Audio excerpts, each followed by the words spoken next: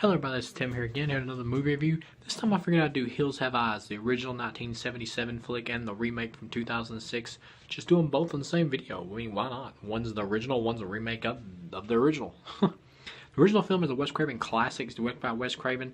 Yes, it is a classic. I believe it's also written by Craven. I could be wrong. But now just to jump into this film, both films are different, but I am going to do a little bit of compare and contrast with the original and the remake. The original Wes Craven flick, pretty much you find out that this guy had this kid. He was psychotic and pretty much kind of deformed, I guess, and started killing everything. And he broke its nose after it killed its sister and left its ass out in the middle of the desert, and it survived and grew up and started a cannibalistic family. A little far-fetched, but the actors do a really good job of it. I love the cannibalistic family in this original. They are really well acted. Yeah, this is a 70s flick, people. If you're someone who only prefers like the more glossy, modern type takes of films, and you can't get into a 70s style flick that is dated, because it is a 70s flick, it is dated. It is. And there's nothing wrong with it. It's a 70s flick. It's gonna be dated. The original, not Halloween, but what am I thinking of? Evil Dead is dated in some spots. The original, like, first 5 Friday the 13th are dated as well. There's dated horror movies. And I know people who won't even watch, like, the first couple Friday the 13th because they're dated. And those people are missing out. If you're someone who's not just like a casual horror fan, but a horror fan who appreciates... Like, there's different levels of horror fans. There's people that just like kind of like the Freddy vs. Jason slasher flicks, and there's people who enjoy all kinds of like horror of all different types, and who can embrace like 70s horror for what it is and all that. This is 70s horror. If you can go into this, accept it for what it is, you'll have a good time. The killers in this are really well done, like acting wise, and they're really funny. Like, they have really great personalities. Like Michael Berryman plays one of the killers, and when he's on like the walkie-talkie talking to the family, they think it is like a military person they're talking to who's going to come rescue them. And he's like, they're like, what should we do? And he's like, stick your thumb up your ass. It's pretty damn funny. The dog in this movie is the biggest badass of the film, and it pretty much saves the day and goes around and rips the Michael Berryman's throat out after it rips his, I guess it's Achilles heel, so he can't walk. And Michael Berryman's just really hilarious. Like, when he gets scared by this rabbit, his reaction is really funny. The dog like attacks this one dude, like pushes him off the boulders or the rocks or whatever out in the middle of the desert. That was cool. Pretty much basic story is this family gets stranded, and they gotta stop this cannibalistic family from killing all of them and eating the son-in-law's baby, pretty much. Which is really morbid. Problems with the film: this is one of Craven's early works, and this is a low-budget flick, so some of the directing is a little off, and some of the editing is a little misshapen. The acting is good to great for the majority of the cast. Nobody here is bad, but there are some weak spots with the acting. Once again, it's 70s acting. There's going to be some areas where it's not totally perfect, either because of this being these people's first film and it being more of a low-budget flick, and just some of the editing messing up a little bit. You're going to get that. If you can't accept that, if you just can't jive with that, you'll probably hate the film. But that's just something you have to accept if you're going to enjoy 70s cinema. It's just there. But yeah, the main character here, Doug or whatever, unlike the remake, he's more like forgotten about in the background here. He's not as interesting as a character. And when he actually does go to try to get his baby back at the end, he really doesn't do much as a hero. Like, the real hero of this film is Beast the dog, who whoops ass and takes names. He does get kind of a fun moment, though, when he gets in the fight with Mars, like the main villain. Pretty much, even though the father figure is the head of the group, Mars is pretty much the main villain in this. He gets in a fight with him, and Ruby, who is a great character here, that's the sympathetic cannibal, who in the remake is like totally useless. Here, she's a real full-fledged character. She puts like a rattlesnake on the back of Mars's neck or whatever and bites the hell out of him, and then the main dude, Doug, stabs him all to pieces. Pretty cool. That's when the movie ends, like in a flash while he's stabbing him, and you're good seeing him go barbaric. You know, and now he's like the cannibals for survival mode because of that. I would go ahead and I'd give it 4 out of 4 stars. It's a great movie. It's not a horror like out and out masterpiece. It's not on the level of Nightmare on Elm Street or the first Scream or Halloween, but it is a great horror film and a 70s classic, and it's definitely worth seeking out. it's one of the best horror films. It's just not in like the top, super tier of the absolute classics. But it is a great horror film. The remake from 2006, directed by Alexander Aja, is pretty good. I'd give it 3.5 out of 4. It's not great like the original film. Problems with this one. The acting is better here, and most of the effects are better. Although when the dad is like being burnt on the tree or whatever, it does kind of look like a dummy. It looks a little off there. But another problem is the killers, the cannibals here have almost no personality. They're more just like sideshow monster freaks. And here I do like though that they are actual mutants. That was a cool ad. And they're well acted. They're just there's no personality to them like the original. They're not characters here. They don't come off like a family. They're just like, here's the random monsters in the woods.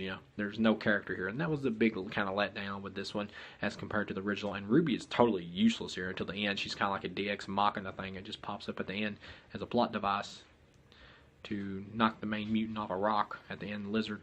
And it's not that the mutants aren't well acted. There's no character. Doug, though, is much better here. He is a total badass. When he goes at the end of the film to rescue his baby, and he's like wiping his sons of biscuits out left and right, and he gets in a fight with this big, huge one, and the fight is really well done. The action here is much better than the original, and the directing here is slightly better, but that's mostly because it's, they got more money behind it, and it's more glossy, and it's a more modern production. That's most of the reason why. That really is the reason why. But, because Wes Craven's a great director. Like, this movie really turns into a Western. Like, the trailer attack in the original was violent, but it was done more, how do you put it? More like implied violence as well. Like there's an implied rape, like what happened, but it's implied. It's done like tastefully. Here they just go for broke, and they just want to put it like right in your face and show the rape like wide open. And they have to do that because it's an updated. They couldn't go for the more implied violence thing because people would look at it and be like, "Well, it's too tame," But I appreciate the original for doing that. But with this remake, you have to go all out like that. And when Doug is like getting revenge, and he's like got 3 of his fingers cut off, and he's still whooping ass. He's awesome here. Doug is awesome, and him and the dog combined together is great. Like the action and the actual revenge of Doug that Doug gets here is done better here until the end when he's in the fight with the lizard dude, and he like shoots him in the leg and then the neck and then the chest. And it's like, this dude should be dead.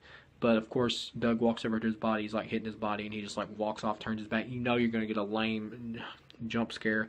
The dude raises up behind him, and that's when Ruby just like knocks him over a cliff, and they both die. So Ruby's character is pretty much just like a plot device here. She's totally useless.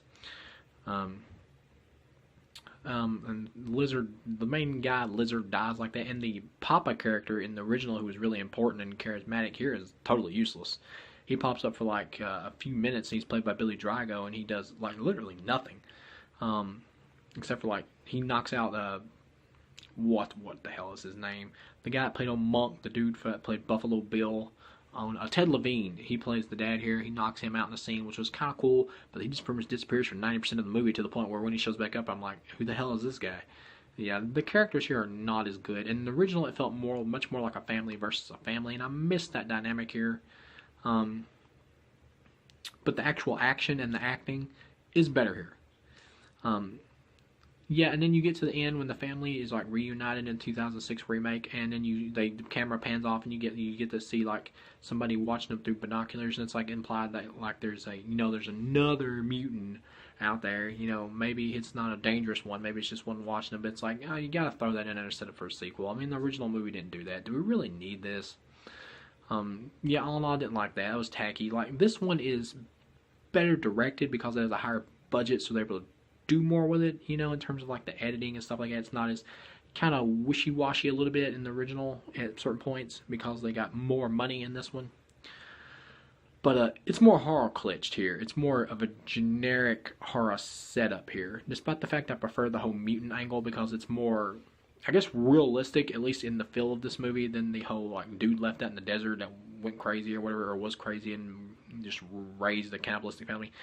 But the actual characters of the monsters are nowhere near as interesting or well done here. They're just generic.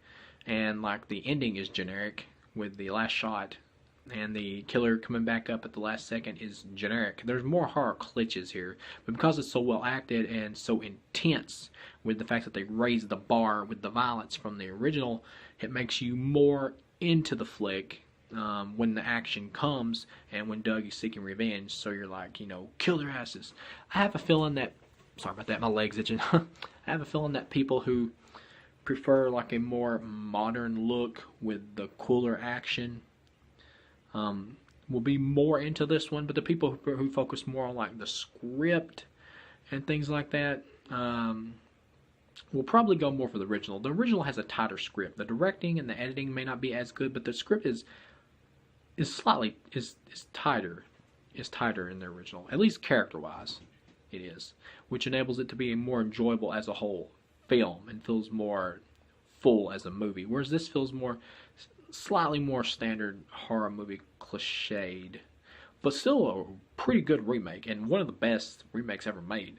Just not on level of the original. I used to like this more than the original. That's before I went back and watched the original again and watched it for what it was, a 70s flick. It is dated. Both the original and this remake have problems. The original is dated. It has some weak acting and editing in spots and directing. But it's well acted. The killers are great. And the dog is awesome. And the ending is cool. This remake is better directed, but it's more cliched. It's better acted, but the characters are worse. The villains are worse. I would even say that the blonde-haired, like the sister and the brother, I would even say the rest of the family, not Doug, but the rest of the family are even slightly worse as characters than the original family. I just found the original family more interesting because they played up more of that family versus family angle. Here they're just kind of there. Doug's really the star here. Even though I would say I like Ted Levine better than the dad from the original. But yeah, all in all, that's my reviews for The Hills Have Eyes. The original and the remake, both are worth checking out. And I'll see you guys again in the next video.